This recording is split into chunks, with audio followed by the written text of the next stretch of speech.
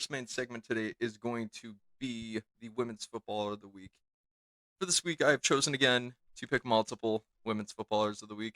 The first of which is going to be Jill Scott for making her 150th WSL appearance as she played with Everton against Man United at the weekend. Very few players can boast that accomplishment. So, Jill Scott, cheers to you, my friend.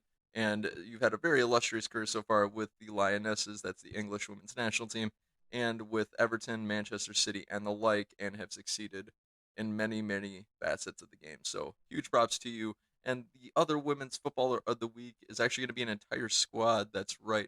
Bristol City FC is going to be the other women's footballers of the week.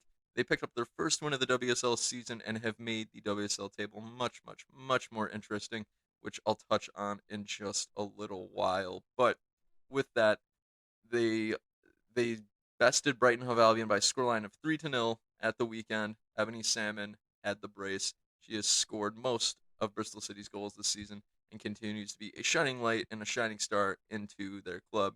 And for that, we definitely appreciate you. So I said earlier that it made the WSL table a lot more interesting, and here's why. Let's take a look at the table. So I'll start off at the bottom half because that's where this gets interesting. In ninth, we've got Brighton Hove Albion with 9 points, no games in hand. We've got West Ham United in 10th at 7 points, 2 games in hand. We've got Aston Villa with 2 games in hand at 7 points. And then we've got Bristol City at the bottom of the table with a game in hand and 5 points. So essentially, what this means is if Bristol City were to make up their game today and win it, they would be only 1 point behind Brighton Hove Albion.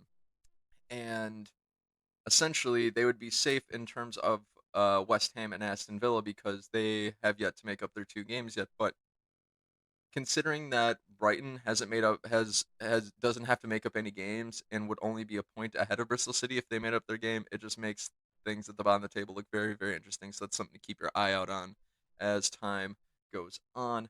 But anyways, guys, those are my women's footballers of the week.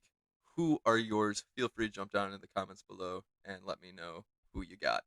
All right, so let's get into